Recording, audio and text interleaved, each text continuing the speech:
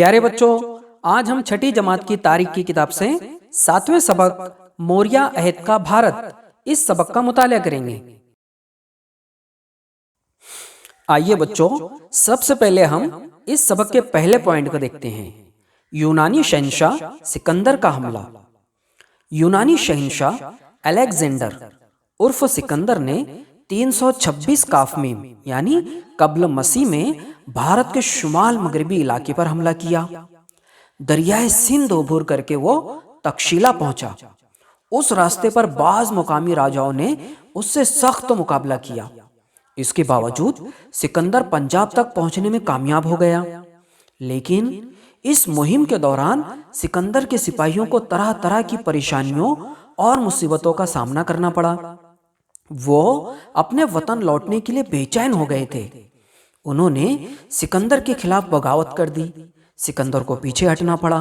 भारत में फतेह किए हुए इलाकों के इंतजाम के लिए उसने यूनानी अफसरान का तकर्रुर किया और उन्हें इस्त्रप का लक़ब दिया। उसके बाद वो अपने वतन लौटने लगा। रास्ते में बाबुल के मुकाम पर, बच्चों इसे बेबीलोन भी कहा जाता है, रास्ते में बाबुल के मुकाम पर 323 कब्ल मसीह में उसका इंतकाल हो गया।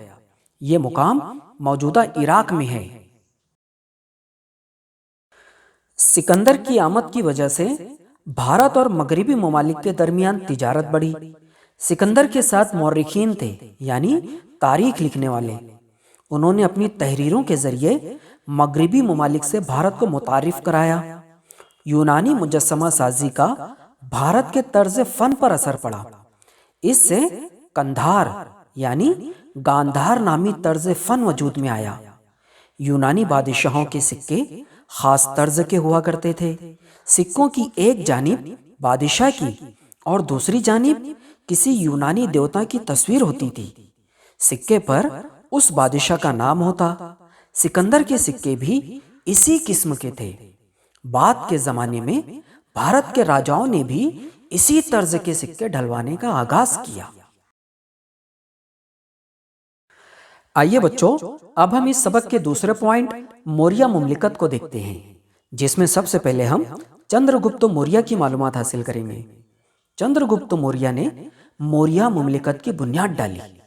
मगध के नंद राजा धनानंद की जालिम हुकूमत से लोग बेजार थे। 325 काफमीम में चंद्रगुप्त मौर्य ने उसे शिकस्त दी और मगध पर अपना इक्तिदार कायम किया।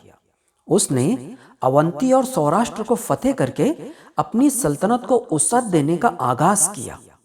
सिकंदर ने जिन अफसरान का तकर्रुर किया था, उनमें सिकंदर की मौत के बाद इक्तिदार के लिए लड़ाइयां शुरू हो गई। सेल्यूकस निकेटर सिकंदर का सिपह सालार था। सिकंदर की मौत के बाद वो बाबुल का हुक्मरां बन बैठा। उसने शुमाल मगरबी भारत और पंजाब पर हमला किया। चंद्रगुप्त मौर्य ने उसके हमले का कामयाबी के साथ जवाब दिया। सेल्यूकस निकेटर को शिकस्त देने की वजह से अफगानिस्तान के इलाके काबुल, कंधार, हिरात उसकी मुमलिकत में शामिल हो गए। आइए बच्चों, अब हम सम्राट अशोक की मालूमात हासिल करते हैं। जैन रिवायत के मुताबिक ये बात तस्लीम की जाती है कि चंद्रगुप्त मौर्य ने जैन मजहब कबूल किया था। उम्र के आखिरी दिनों में उसने तख्त और ताज को तर्क कर दिया। चंद्रगुप्त के तख्त और ताज छोड़ने के बाद उसका बेटा बिंदुसार मगध का राजा बना। बिंदुसार के मरने के बाद उसके बेटे अशोक ने 273 कब्ल मसीह में इक्तिदार संभाला। तख्त नशीन होने से पहले उसे तक्षशिला और उज्जैन का गवर्नर बनाया गया था। गवर्नर के ओहदे पर रहते हुए उसने तक्षशिला में उठने वाली बगावत को बड़ी कामयाबी के साथ कुचल दिया। मगध का सम्राट बनने के बाद उसने कलिंग पर चढ़ाई की।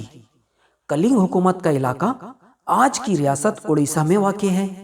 सम्राट अशोक ने कलिंग पर फतेह हासिल की। शुमाल मगरिब में अफगानिस्तान और शुमाल में नेपाल, जुनूब में कर्नाटक और आंध्र प्रदेश तक, इसी तरह मशरिक में बंगाल से मगरिब में सौराष्ट्र तक सम्राट अशोक की हुकूमत फैली हुई थी। कलिंग की लड़ाई में होने वाले खून खराबे को देखकर अशोक ने दोबारा कभी जंग ना करने का फैसला किया। सच्चाई عدم تشدد یعنی اہنسا، رحم دلی و ہمدردی اور معافی کا رجحان جیسی خوبیاں اس کی نظر میں اہم تھیں۔ اپنا پیغام لوگوں تک پہنچانے کے لیے اس نے جگہ جگہ خطبے اور ستون کندہ کروائے۔ یہ تحریریں براہمی رسم الخط میں ہیں۔ ان تحریروں میں اس نے خود کا ذکر دیوانم پیودسی یعنی خدا کا چہیتا پریہ درشنی کے طور پر کیا ہے۔ رسم تاج پوشی ہونے کے 8 برسوں بعد اس نے کلنگ پر فتح حاصل کی تھی اور وہاں کی تباہی و بربادی دیکھ کر اس کے دل کی کیفیت بدل گئی۔ اس بات کا ذکر اس کی ایک تحریر میں ہے۔ آئیے بچوں، اب ہم دیکھتے ہیں کہ بدھ مذہب کی اشاعت کے لیے اشوک کے اقدامات کیا تھے، مطلب اشوک نے کیا کیا کیا۔ اشوک نے بذات خود بدھ مذہب قبول کیا تھا۔ اس نے پاٹلی پتر میں بدھ مذہب کی تیسری کانفرنس منعقد کروائی تھی۔ بدھ مذہب کی تبلیغ و اشاعت کے لیے اس نے اپنے بیٹے مہندر اور بیٹی سنگ مترا کو سری لنکا بھیجا۔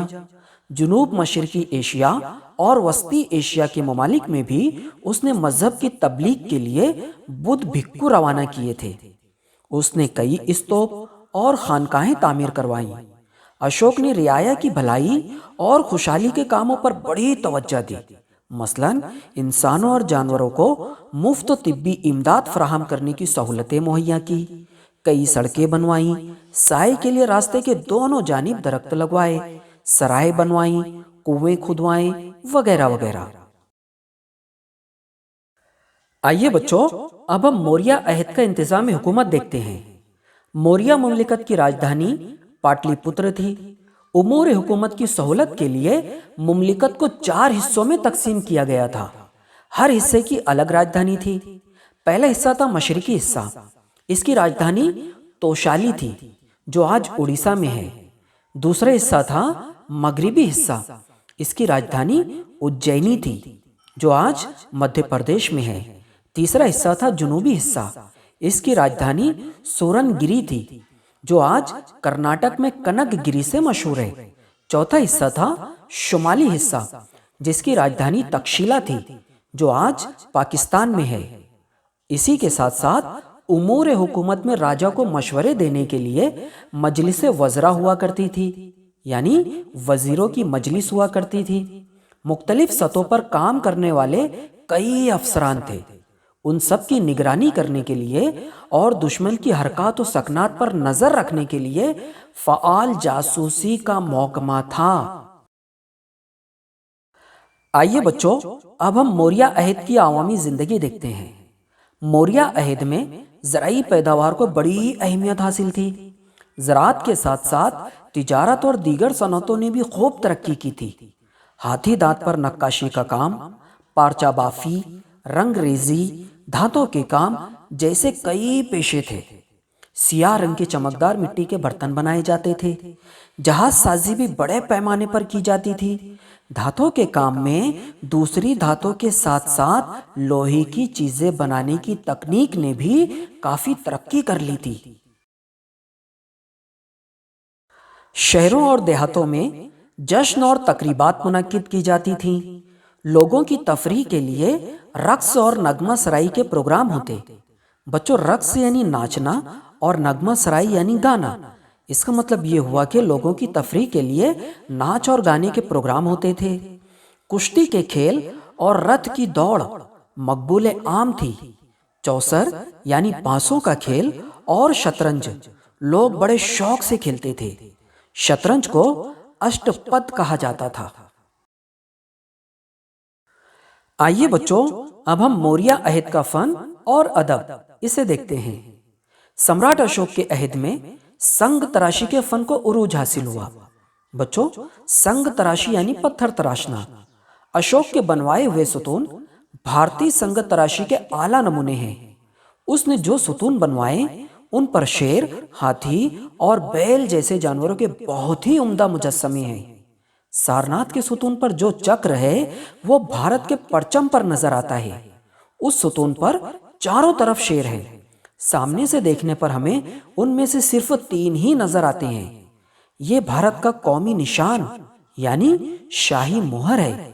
اس کے زمانے میں کھودی گئی برابر ٹیکڑیوں پر جو گفائیں ہیں وہ بے حد مشہور ہیں۔